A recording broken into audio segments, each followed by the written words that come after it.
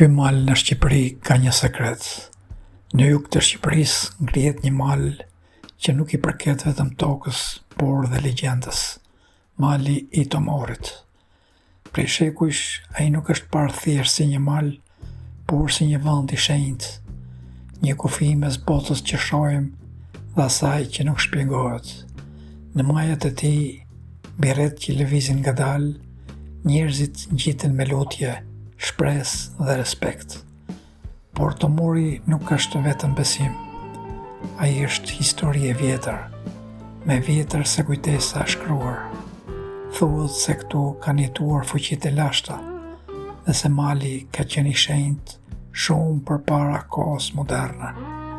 Ilirët e nderonin, brezat ndryshuan, por mali mbeti i njëjtë, i heshtur, i pandryshuar, i pampushtur nga koha. Kur era kalon me shkëmbimeve, duket sikur mali flet, por jo me fjalë, me ndjesi. Disa thonë se kur ngjitesh aty, gjithçka ndryshon.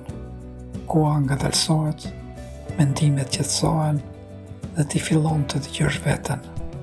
Tomori nuk të jep përgjigje, ai të jep heshtje, dhe në atë heshtje kupton që disa vende nuk janë për të shpjeguar, janë për të ndjerë.